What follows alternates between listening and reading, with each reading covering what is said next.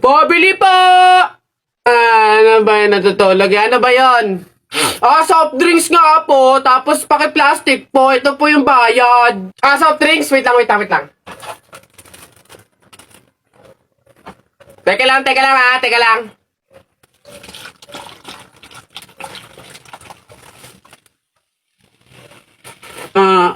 Ba't mo binabawasan yung soft drinks ko? Susubo kita kay nanay.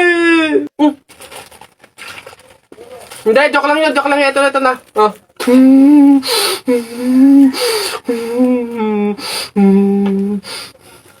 Nak!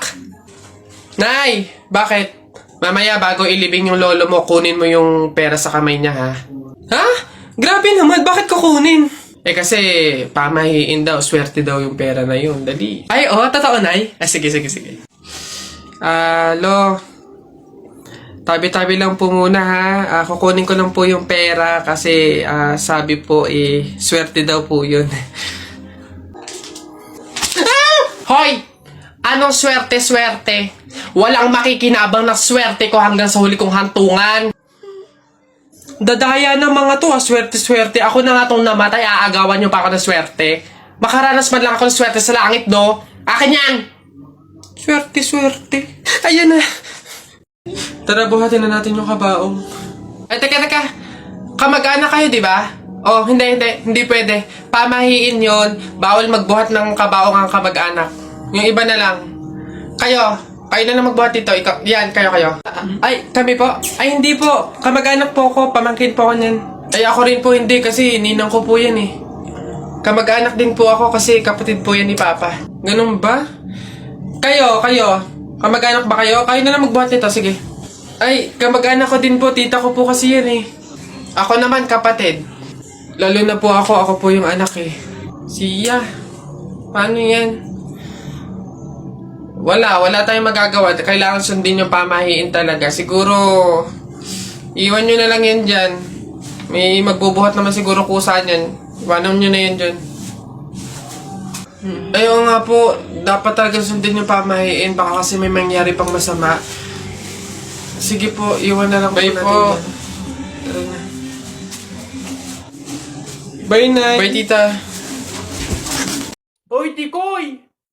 Ano na naman? May trivia ako sa'yo. Alam mo ba yung sibuyas lang yung may kakayahang makapagpaiyak sa tao ng mabilis?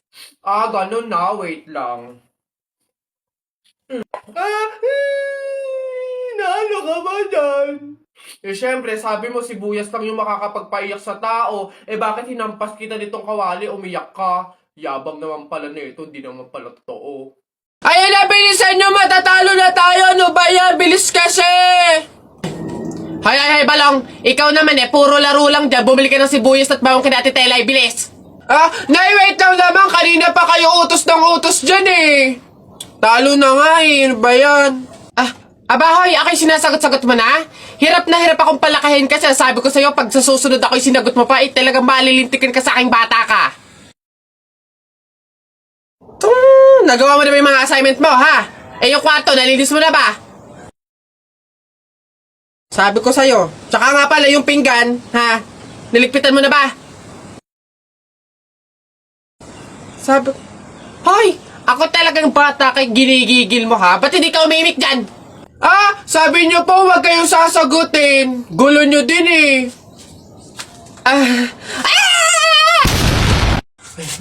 Tao po.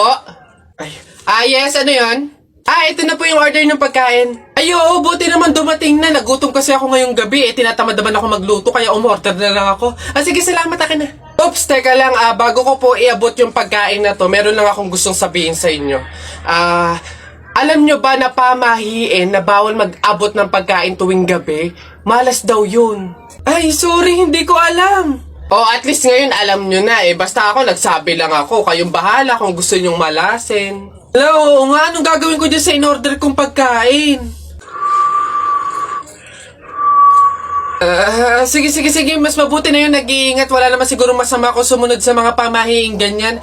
Mas mabuting sa'yo na lang yan. Iuwi mo na yan, kainin mo na lang yan. Yun! Ay, joke lang. Hindi. Ano, yan, mabuti yan. Sumusunod sa pamahiin. Ligtas, walang mangyayaring masama. Ayos yan. Yung bayad din nga po pala neto, nasaan? Yan. Una na ako, ma'am. Salamat. Woo! Kapag sinuswerte ka nga naman, nakauto na naman po tayo. Opo, pamahiin is the best! Mga nagpapauto, talaga naman, mga uto-uto sa pamahiing iyan. Lagi nyo sinasabi na pangit ako?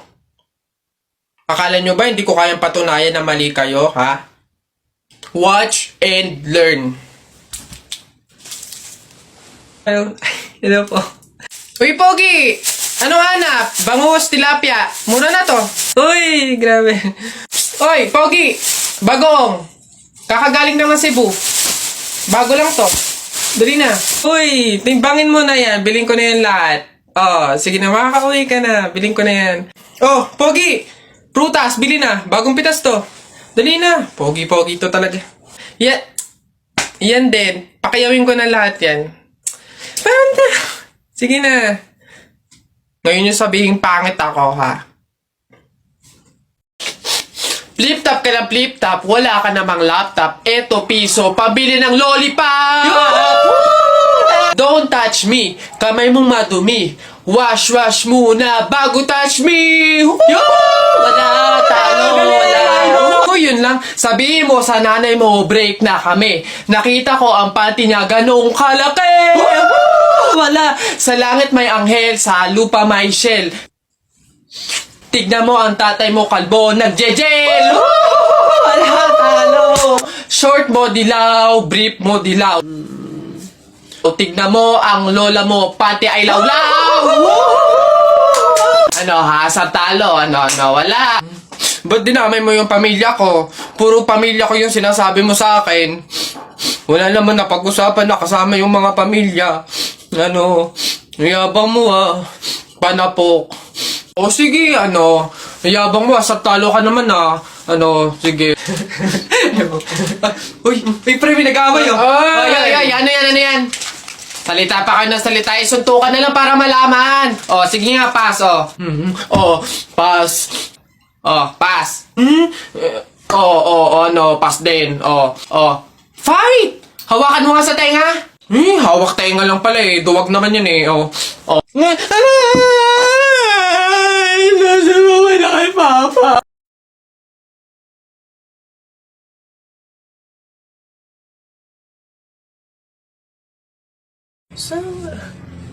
Uy anak! Ano yung ginagawa mo? Bakit ka dyan kumakain sa dilim ha? Alam mo, bawal yan pamahiin yan. Hindi ka daw pwedeng kumain ng pagkain sa dilim. Mabubulag ka daw. Paano naman na hindi ako magtatago dito sa dilim para kumain? Yung mga kapitbahay natin, wala nang ginawa na kundi humingi nila ng humingi. Wala na nga rin tayo makain sa kakahingi nila naku Mare, pasensya ka na. May dumating kasing biglang bisita sa amin. Nakakahiya't wala akong maipakain. Wala pa din naman yung mister ko at saka hindi pa nun sahod. Baka naman meron ka dyan kahit anong pagkain na pwede maipamerienda. Sige na, nakakahiya naman kasi. Oo nga naman, Mare. Ako naman, naubusan na ako ng bigas. Nakakahiya naman ulit mangutang kina Ate Telay. Gawa nga ng 3 kabang bigas na yung utang ko doon. Baka naman meron kang maipahiram man lang dyan miski 1 kilong bigas. Sige na. Tsaka nga pala, yung ipapaulam ko sa mga anak ko, itlog na nilaga lang. Nakakaawa naman yung mga bata. Baka naman pwedeng pakidagdagan miski fried chicken. Dali na. Nako, Mare, pasensya ka na. Wala na rin kasi kaming naiyakin yun! Ito Mare, baka pwede na to. Pasensya na ha, paghatian nyo na lang. Yan, salamat Mare. Naku, babawi naman kami next live. Sige, salamat.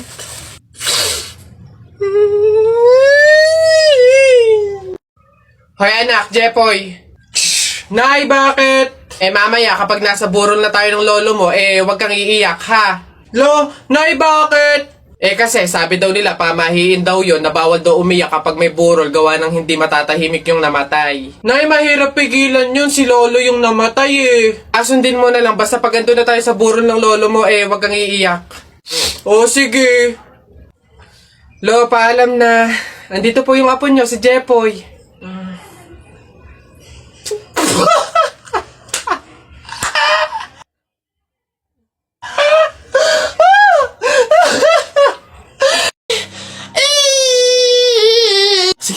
Nak, manganganak ka na ha. May pamahiin tayo dyan. Oo, Nay. Ano nga ulit yun? Huwag kang magagalit o maiinis kapag nanganganak ka na. Ha? Bakit? Kasi daw maaari magkaroon ng kapansanan yung anak mo. Kaya pigilan mong huwag magalit, huwag mainis. Sige. Pipilitin ko. Ayan na, ma'am. Nakikita ko na yung ulo. Konti na lang, ma'am. Iri pa na. Konti, ma. Ayan na. Ayan na. Ay, naputol ko yung ulo ng bata. Ay, ano? Ay, anak. Pamahiin. Pilitin mo huwag magalit. Dali. Okay. Chill. Pamahiin. Sige, nurse, kabit mo na lang mamaya. Nak? Oh, Nay, bakit? Mamaya, ilabas mo yung mga sopas at dadalaw daw dito sa burol ng lolo mo si Ate Telay mo. Ha? Si Ate Telay ma, yung ang anak is si Jacob? Oo, bakit? Naku, Nay, crush na crush ko yung dati pa. Wait lang, mag-ayos lang ako. Hoy, teka. Ha? Di ba sinabi ko na sa'yo, may pamahiin. Bawal magsuklay, bawal maligo, bawal magsalamin kapag may burol. Ha? Nay, ano ba yung pamahiin na yun? Hindi pwede. Nakakaya naman pag nakita ni Jacob na ganito itsura ko. Ikaw tumigil-tigil dyan sa kakirahan mo. Sumunod ka. Ayos. Hey, Mare. Naku, condolence. Hey, Mare, buti. Nakadalaw ka dito. Ito nga pala anak ko si Jacob. Hello po, tita. May condolences po. Ay, nako, sige. Pasok kayo. Kumain kayo dun. May sopas dun. Ang hirap naman pag walang salamin. Ano itsura na ito?